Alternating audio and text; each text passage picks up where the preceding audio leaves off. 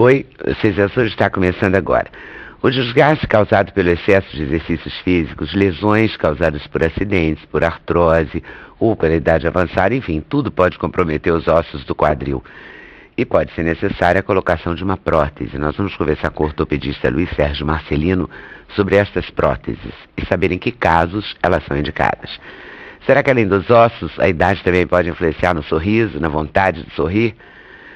O dentista Mário Krutschan está lançando um livro que se chama Sorriso Não Tem Idade, onde ele aborda temas ligados à saúde dentária na terceira idade. Termina hoje a 12ª edição do Big Brother Brasil. Dos brothers que ficam famosos, por exemplo, Sabrina Sato, Grazi Massafera, a gente fica sabendo, né, da vida, da carreira, de tudo. Mas e dos brothers que não se dedicaram à vida artística? Como será que eles vivem? A gente vai conversar com a Elaine Chaves, ela vai representar esses brothers todos. Ela é administradora de empresas e participou da terceira edição do Big Brother Brasil. O centenário do ator, escritor e compositor Mário Lago ganha mais uma comemoração. Dessa vez a vida é obra de Mário Lago. Mário Lago de Ai, que saudades da Amélia, de Aurora, de Nada Além, enfim, de tudo, né? Um grande ator, espetacular escritor. A gente vai falar de Lago Eu Sou, Mário Lago, um homem do século XX, que está em exposição no Arquivo Nacional. A gente vai conversar com Mário Lago, filho. Para a realização desse programa, contamos com a participação de vocês, nossos debatedores fixos, por telefone, por fax, por e-mail ou pelo Twitter. Eu vou começar falando do quadril. Eu li uma matéria na Folha de São Paulo dizendo que a prótese de quadril foi reprovada por um estudo britânico. Aí fiquei apavorada, porque se tudo der certo e a gente viver muito, pode ser que role uma possibilidade de prótese. Não é? Não, realmente, Leda, na verdade, o que a gente tem que ter em mente é que a prótese de quadril, ela é considerada a cirurgia de maior sucesso da medicina moderna, em termos de risco-benefício aos pacientes. Porque esse paciente ou é sujeito a um desgaste da junta ou uma fratura do colo em que essa pessoa não pode mais andar. Agora, você imagina uma pessoa depois dos seus 65, 70 anos que não pode se locomover, não só a qualidade de vida está prejudicada, mas como o uso de analgésicos, anti-inflamatórios, começa a dar problemas renais, etc., e acaba encurtando a vida do paciente. Além de, enquanto ele está vivo, é uma vida sem qualidade. Essa é a verdade. Então, até o criador da prótese moderna, ele foi indicado várias vezes para o Prêmio Nobel, e não foi dado por uma questão de não originalidade. Mas seguramente foi e é ainda o procedimento que mais bem traz aos pacientes. E ela foi vítima do próprio sucesso dela. Por quê? Porque ela foi uma cirurgia criada por um cirurgião inglês que iniciou a era moderna em 1960 para pacientes idosos, né? E com esse grande sucesso dela, os médicos começaram a ter coragem e fazer em pacientes mais jovens, que é outra característica, né? Esses pacientes têm uma atividade maior, andam mais, têm mais atividade esportiva, então o grande problema da prótese, que é o desgaste, acaba acontecendo mais. E na tentativa de melhorar a duração da prótese é que se criou ou começou a se implantar novos tipos de prótese. Então o primeiro modelo que foi criado, se você me permitir... E era de quê? Exatamente, era esse metal, a cabeça metálica, com um plástico ou polietileno que ela se articula. E é interessante... Isso seria a cabeça do fêmur? Essa você substitui a cabeça do fêmur por esse implante metálico. Uhum.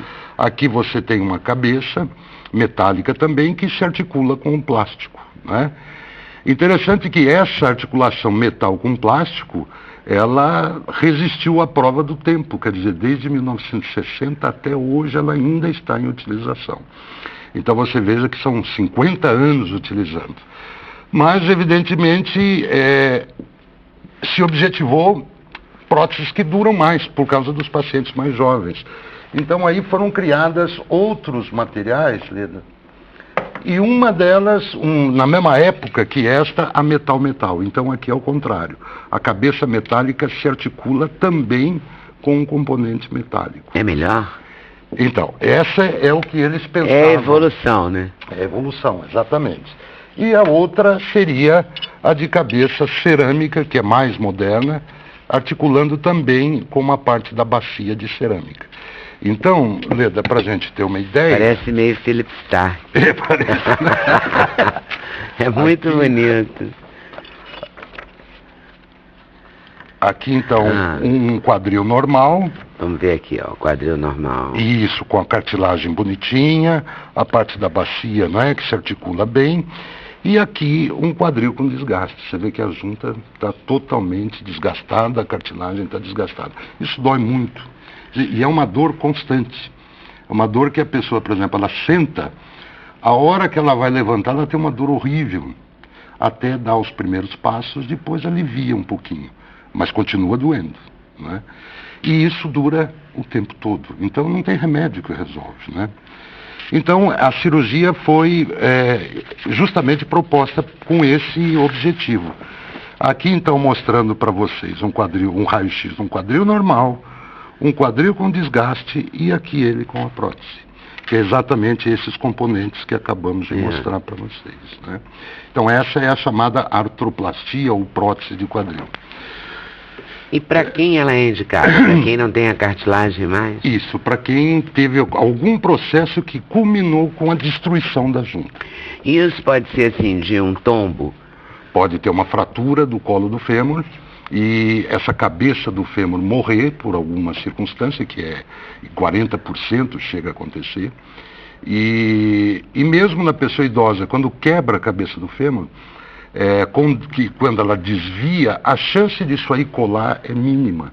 Então já se coloca a prótese, porque aí no dia seguinte ou dali 2 dias o paciente já está andando, né? Porque é muito comum a gente ver assim, fulano, as pessoas mais velhas, né? Fulano quebrou o fêmur, daí pouco depois ou morreu ou não se anda mais. Por quê? Exatamente, porque quando a fratura, ela tem vários níveis de fratura no fêmur. Pode ser uma fratura mais baixa ou uma mais alta, que é do colo, que a gente chama. As fraturas que não pegam o colo, elas têm outro tipo de tratamento, Leda. Aí se fixa a fratura com placas e parafusos, etc, né? Agora, você imagina a incidência média dessas fraturas no idoso é por volta dos 70 anos, 75 anos, né? E geralmente pacientes que já têm doenças de base. Então ele já tem um problema cardíaco, já tem um problema renal, enfim, e o risco cirúrgico nesses pacientes é muito grande. Então a cirurgia, o risco de mortalidade, para você ter uma ideia, não nas próteses eletivas que a gente faz para desgaste, mas para fratura, a mortalidade nos primeiros 3 meses é de 13%, né? Extremamente alta, né? E isso nós temos porque ela tem uma doença paralela, né? As comorbidades que a gente chama, a pressão alta, enfim, né? E isso... E a depressão entra aí também? A depressão entra na dificuldade para ela reassumir a marcha, para ela voltar a caminhar, para ela ter interesse. Tem que fazer fisioterapia, essas coisas? Sim, claro, claro. Só no idoso ou em todo mundo que coloca prótese? Não, todo mundo que coloca prótese tem que fazer a fisioterapia. Faz parte do processo de reabilitação, isso aí. Então, e é dolorosa? Não. A prótese de quadril é uma das cirurgias que, por exemplo, a gente usa muito pouco analgésico no pós-operatório. Inclusive, o que o paciente geralmente fala é o seguinte, no dia seguinte à cirurgia, né? Fala, doutor, o senhor tirou minha dor com a mão. Por quê? Porque você substitui aquela junta toda sofrida, desgastada, sofrida, e que ele tinha dor em qualquer movimento, e ele passa a sentar, né, andar e etc. sem dor, quer dizer, muda a qualidade de vida já no primeiro dia da cirurgia. Jura? É mesmo? Fantástico, é fantástico. Por isso que é uma cirurgia tida como esse... E por que os ingleses estão implicando com a prótese metálica? Eles estão implicando com a prótese que eles mesmos desenvolveram. Isso foi desenvolvido por um inglês também. Eles não gostam dessa, toda metálica, é isso? Isso, em que a superfície onde articula é de metal com metal. Porque toda prótese ela tem que ter o metal. Você vê, a de plástico tem que ter o metal, a cerâmica o metal tem é que ter fundamental, pelo tem que visto, né? ser. Está em todos os desenhos. Exatamente. Agora, onde articula é que muda. Ou é metal ou metal com plástico, ou cerâmica com cerâmica. Qual que é melhor? Então, aí... É a mais cara também deve ser. A mais cara, mas não é. A mais cara é metal. Ah, é? É. O que acontece, Leda? Quando você vai pôr uma prótese num paciente mais jovem, você está com medo desse paciente fazer o que não deve. Eu tenho muitos pacientes que depois da prótese, por exemplo, vão jogar tênis, vão fazer coisas que submetem a um risco grande com a prótese. Então eles desenvolveram outros tipos de prótese com o objetivo dessa pessoa poder fazer atividades físicas um pouco mais, vamos dizer assim, vigorosas, né? Então é uma prótese indicada para pacientes mais jovens. Mais jovens, porque ela não tem risco de quebra, né? A cerâmica, embora hoje, com as novas cerâmicas, o risco de quebra é muito pequeno, agora essa de quebra é quase impossível ou impossível, de quebra da superfície. Acontece e alguém que coloca prótese pode cair de novo e quebrar de novo? Pode, claro, evidentemente, pode. E aí tem jeito? Não, porque deve ter a pessoa que cai e depois coloca a prótese. Isso, aí se faz a cirurgia que a gente chama de revisão, então a gente troca a prótese. Troca. É possível trocar. É possível trocar? É possível trocar. Ela tem durabilidade, a prótese dura 10 anos. Você faz com 60 aos 70 tem que trocar a prótese. Não tem fazer essa... uma revisão. Igual carro, assim, não. Hoje, vamos dizer assim, a sobrevivência de uma prótese com 20 anos, ela está em média de 90%. Ou seja, se você colocar uma prótese hoje, né, e a chance de você estar com essa prótese daqui 20 anos é 90%. Né?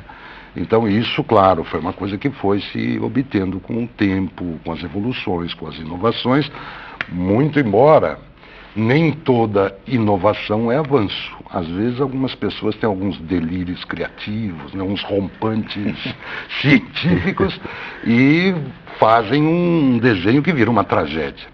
Bom, a metal, o que acontece é isso. Você usa dois metais aqui que são da mesma natureza, que é a base de cromo-cobalto. É uma liga que nós chamamos de cromo-cobalto. E, pelo fato de isso ir movimentando constantemente, ela vai soltando esses fragmentos de metal, principalmente de cromo e de cobalto. Essa não, essa solta plástico. Essa aqui solta cerâmica, em muito pequena quantidade. Exatamente. Todas soltam. Agora, o que dá menos problema até agora? Exatamente. A cerâmica é o material mais inerte que tem, em termos de reação do organismo. O plástico é o que mais nós conhecemos, Leda. Nós conhecemos há praticamente 60 anos. Então a gente já sabe o que esperar dele, já sabe como utilizar adequadamente. Não, essa aqui de plástico não. Alergia é em relação ao metal que você utiliza, principalmente o níquel. Então a pessoa pode se tornar alérgica, mas é uma frequência muito baixa, Leda. E apita no aeroporto? As ligas modernas não, as antigas sim. Apitavam. Agora, a cerâmica tem uma característica muito interessante, é uma das complicações. Ela faz um barulho que o inglês chama de squeaking, que seria um chiado, não é em todos os pacientes, evidentemente, mas em cerca de 5 a 7% dos pacientes, o indivíduo vai andando assim e vai fazendo... Isso deu desquite já algumas vezes, viu, Leda? Porque o indivíduo tenta entrar escondido à noite de casa e não dá. Mas é uma complicação. Tênis, né? Mais vagabundo, ele chia, né? Então pode haver esse tipo de complicação, sim. Agora, esse metal que é liberado da articulação metal-metal, tanto o cromo como o cobalto, é como tudo na vida, é um equilíbrio, né? Eles são necessários ao organismo. O cobalto ele faz parte da vitamina B12, por exemplo. Né? Então é importante para o sangue, para uma coisa. O cromo ajuda no metabolismo do açúcar, da glicose, etc. Só que em excesso, eles são extremamente tóxicos. Eles podem ser absorvidos, causar o cobalto, por exemplo, lesões no coração, problemas pulmonares graves, insuficiência renal. Pode causar alterações hepáticas, quer dizer, no fígado, né? O cromo, além de todas essas características, ele também é extremamente corrosivo. Então ele pode, se acumulando, ele vai e destrói o osso. Você entendeu? Então esse é o grande problema com a articulação metal-metal. Então esses rompantes... Eu fiquei com mais medo da metal-metal, você também? Exatamente, eu também. Agora, felizmente o Brasil, eu acho que foi meio sábio nisso, pelo menos os brasileiros, né? Um recente levantamento que nós fizemos, que em 2007 a Sociedade Brasileira de Ortopedia, nós iniciamos um registro brasileiro, ou pelo menos um projeto piloto. E levantamos em muitas cidades como são feitas as próteses. Então no Brasil 52% é metal polietileno, 42% cerâmica e 0,5% metal-metal. Agora, nos Estados Unidos, eles usam 51% da metal com plástico, mas usam cerca de 35% a 40% de metal. O grande problema... Metal. O grande problema é o que fazer com esses pacientes que agora têm essa prótese que a gente sabe que pode dar problema. Então foi isso que causou esse alerta, né, nos meios científicos. Mas ninguém né? vai querer tirar a prótese. Pois é. Porque ela é a qualidade de vida. Pois ela é, não, mas... qualidade de vida. Mas você... Quem fez a cirurgia deu tudo certo, deve não, ficar se feliz, dá tudo né? certo, claro. E exatamente então, é isso que a gente queria tranquilizar. Porque as complicações da prótese metal-metal não acontecem em todo mundo. Ela chega a atingir aí 6 a 7% dos casos em 5 anos. Então, tem 90 e poucos por cento que estão bem. Então, não é preciso se apavorar com isso, né? É preciso um acompanhamento médico anual, como você deveria fazer com as outras próteses normais. E qualquer sinal de risco, aí sim, procurar o tratamento adequado, que seria, essa poderia ser a revisão se houvesse uma destruição grande. Ele não perde a qualidade, você troca por uma outra prótese, né? Então ele não tem essa necessidade de ficar sem a prótese. Não precisa do alarde também, não então. Precisa, não é preciso. Não é uma coisa imediata. Não é uma coisa imediata. E simplesmente acompanhar, para que você possa reconhecer aqueles casos que vão evoluir mal. E isso é possível. Então, uma vez por ano, você dosa no sangue o cromo e o cobalto, e se tiver em níveis adequados, é só observar. E se não tiver? Se não tiver, aí se faz uma ressonância magnética. Se a ressonância mostrar que não existe destruição óssea, que, vamos dizer, de uma certa maneira está evoluindo bem, se observa também, não é? Então não é esse apavoramento geral que estão fazendo. Existe a complicação, eles fazem isso por quê? Porque eles têm um registro, Leda, e eles querem indicar. Vamos dizer, daqui para frente, o que eu faço? Eu continuo pondo essas próteses ou não? Se o senhor tivesse que botar, você tivesse que botar uma prótese em você, pedir para um amigo seu também, fellow, da universidade tal, de Minnesota, membro, doutor de ortopedia, etc, uma fera igual a você escolheria qual? Ou cerâmica, ou cerâmica com polietileno, que também é possível. Ah, é possível? Então você possível. tira o metal. Então o metal é o pior elemento. Isso. Ah, então essa daqui é possível. Num outro formato, tamanho, claro. É possível isso. Ah, tá. Então essa deve ser mais inócua. Seguramente, porque a se cerâmica no inerte... Brasil, a gente coloca de rotina. É a mais cara. Não é, infelizmente. Felizmente não é. Qual que o SUS coloca prótese? Metal polietileno. Metal polietileno, exatamente. Essa aqui o metal que é do com plástico, isso. Agora, interessante que a gente também, porque plano de saúde tem sempre que brigar com eles para colocar qualquer coisa, né? Tem. Então, isso aqui é o que o plano de saúde também coloca, metal cobre. Não, e tem muitos planos que cobrem as outras articulações também. As outras. Mas se não cobrir, essa aqui é a mais comum dos planos de saúde. É a mais comum cerâmica, de ser utilizada. O metal plástico. Com plástico. Isso. Essa daqui, metal plástico. Isso, é o que se usa de rotina. Agora, a gente está um pouco preocupado, Leda, que a quantidade de prótese pelo SUS, em vez de estar crescendo... Está diminuindo. Está diminuindo, né? Por quê? Você vê, os investimentos em saúde no Brasil, se a gente pegar como exemplo, por exemplo, os Estados Unidos investem cerca de $7 mil por habitante ano. O Reino Unido em torno de $6 mil por habitante ano, e assim. nós investimos R$ 700 por habitante. Então é impossível 10% ter um sistema de qualidade. Não, 10%, mas tem real e dólar. Então, 10% então, se transformar em real. Hoje a gente tem visto nos levantamentos que a gente tem feito pela sociedade que as quantidades de prótese que se coloca no país, do SUS não dá 20%. Num plano de saúde que deveria dar uma cobertura a 100%, né, das pessoas. E no plano de saúde se coloca bastante? Sim, coloca bastante. Hoje no Brasil... Quanto custa uma prótese, aproximadamente, uma prótese de quadril? O que o SUS paga, para você ter uma ideia, é em torno aí de R$ 1.500 por uma prótese, né? Uma prótese americana hoje, ela custa em torno aí de R$ 7.000, R$ 8.000. Né? E aí ela é de desses cerâmica? Outros padrões, ou de cerâmica, ou de metal, enfim. Mas o custo é bem diferente, né?